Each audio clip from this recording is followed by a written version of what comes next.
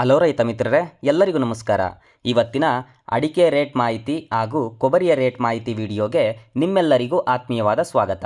ಸ್ನೇಹಿತರೆ, ಮಾರುಕಟ್ಟೆಯಲ್ಲಿ ಅಡಿಕೆ ರೇಟ್ ಮತ್ತೆ ದಿಢೀರ್ ಏರಿಕೆ ಆಗಿರುವಂಥದ್ದು. ಹೌದು ಸ್ನೇಹಿತರೆ, ಇಷ್ಟು ದಿನಗಳ ಕಾಲ 80,000 ಒಳಗಿದ್ದ ರಾಶಿ ಅಡಿಕೆ ಬೆಲೆಯು ಇದೀಗ 94-95 ಸಾವಿರಕ್ಕೆ ತಲುಪಿರುವಂಥದ್ದು. ಹಾಗಾದರೆ ಬೆಟ್ಟೆ ಅಡಿಕೆ, ಸರಕು ಅಡಿಕೆ, ಗೊರಬಲು ಅಡಿಕೆಗಳ ಬೆಲೆ ಏನಿದೆ, ಅದೇ ರೀತಿ ಕೊಬ್ಬರಿಯ ಬೆಲೆ ಏನಿದೆ, ಎಲ್ಲವನ್ನೂ ಕೂಡ ಈ ವಿಡಿಯೋದ ಮುಂದೆ ಹೇಳ್ತಾ ಹೋಗ್ತೀನಿ. ವಿಡಿಯೋನ ಯಾರು ಕೂಡ ಸ್ಕಿಪ್ ಮಾಡಬೇಡಿ, ಕೊನೆವರೆಗೂ ವಿಡಿಯೋ ನೋಡಿ. ಅದೇ ರೀತಿ ನೀವು ಯಾವ ಜಿಲ್ಲೆಯಿಂದ ವಿಡಿಯೋ ನೋಡ್ತಾ ಇದ್ದೀರಾ ಎಂಬುದನ್ನು ಕಮೆಂಟ್ ಮಾಡಿ, ಈ ವಿಡಿಯೋಗೊಂದು ಲೈಕ್ ಮಾಡಿ. ಬನ್ನಿ, ಇವತ್ತಿನ ಶಿವಮೊಗ್ಗ ಜಿಲ್ಲೆಯಲ್ಲಿ ಅಡಿಕೆ ರೇಟ್ ಏನಿದೆ ನೋಡೋಣ.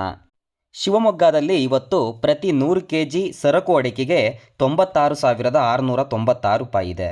ಬೆಟ್ಟೆ ಅಡಿಕೆಗೆ 62,829 ರೂಪಾಯಿ ಇರುವಂಥದ್ದು. ಅದೇ ರೀತಿ ರಾಶಿ ಅಡಿಕೆಗೆ 53,799 ರೂಪಾಯಿ ಇದೆ. ನಂತರ ಗೊರಬಲು ಅಡಿಕೆಗೆ 41,819 ರೂಪಾಯಿ ಇರುವಂಥದ್ದು. ನಂತರ ತುಮಕೂರಿನಲ್ಲಿ ಏನು ರೇಟ್ ಇದೆ ನೋಡೋದಾದರೆ, ತುಮಕೂರಿನಲ್ಲಿ ಪ್ರತಿ 100 kg ಸರಕು ಅಡಿಕೆಗೆ 95,320 ರೂಪಾಯಿ ಇದೆ. ಬೆಟ್ಟೆ ಅಡಿಕೆಗೆ 61,890 ರೂಪಾಯಿ ಇರುವಂಥದ್ದು. ನಂತರ ರಾಶಿ ಅಡಿಕೆಗೆ 53,210 ರೂಪಾಯಿ ಇದೆ. ಗೊರಬಲು ಅಡಿಕೆಗೆ 40,444 ರೂಪಾಯಿ ಇರುವಂಥದ್ದು. ನಂತರ ಚನ್ನಗಿರಿಯಲ್ಲಿ ಏನು ರೇಟ್ ಇದೆ ನೋಡೋದಾದರೆ, ಚನ್ನಗಿರಿಯಲ್ಲಿ ಪ್ರತಿ 100 kg ರಾಶಿ ಅಡಿಕೆಗೆ 57,999 ರೂಪಾಯಿ ಇದೆ. ಬೆಟ್ಟೆ ಅಡಿಕೆಗೆ 61,499 ರೂಪಾಯಿ ಇರುವಂಥದ್ದು. ನಂತರ ಸರಕು ಅಡಿಕೆಗೆ 95,399 ರೂಪಾಯಿ ಇದೆ. ಗೊರಬಲು ಅಡಿಕೆಗೆ 40,799 ರೂಪಾಯಿ ಇರುವಂಥದ್ದು.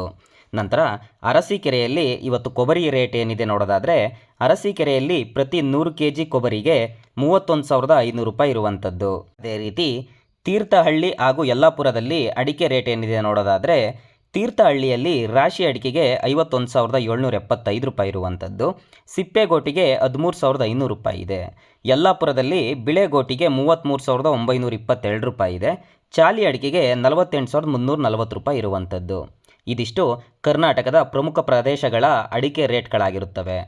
ಅಡಿಕೆ ರೇಟ್ ಮುಂದಿನ ದಿನಗಳಲ್ಲಿ ಇನ್ನಷ್ಟು ಜಾಸ್ತಿಯಾಗುವ ಸಾಧ್ಯತೆ ಇದೆ ಸ್ನೇಹಿತರೆ. ಆದ್ದರಿಂದ ಇನ್ನಷ್ಟು ದಿನಗಳ ಕಾಲ ಕಾಯಿರಿ. ನಾವು ದಿನನಿತ್ಯ ಇದೇ ರೀತಿ ಮಾರುಕಟ್ಟೆ ಅಪ್ಡೇಟನ್ನು ನಮ್ಮ ಚಾನಲ್ನ ಮುಖಾಂತರ ತಿಳಿಸ್ತಾ ಹೋಗ್ತೀವಿ. ರೇಟ್ ಜಾಸ್ತಿ ಇದ್ದಾಗ ನಿಮ್ಮ ಅಡಿಕೆಯನ್ನು ಮಾರಾಟ ಮಾಡಿ. ನಿಮ್ಮ ಜಿಲ್ಲೆಯಲ್ಲಿ ರೇಟ್ ಎಷ್ಟಿದೆ ಎಂಬುದನ್ನು ತಿಳಿದುಕೊಳ್ಳಲು ನಮ್ಮ ಚಾನಲ್ಗೆ ಸಬ್ಸ್ಕ್ರೈಬ್ ಮಾಡಿ ಮತ್ತು ನಿಮ್ಮ ಜಿಲ್ಲೆ ಯಾವುದು ಎಂಬುದನ್ನು ಕಮೆಂಟ್ ಮಾಡಿ. ಮುಂದಿನ ವಿಡಿಯೋದಲ್ಲಿ ಸಿಗೋಣ. ಧನ್ಯವಾದಗಳು.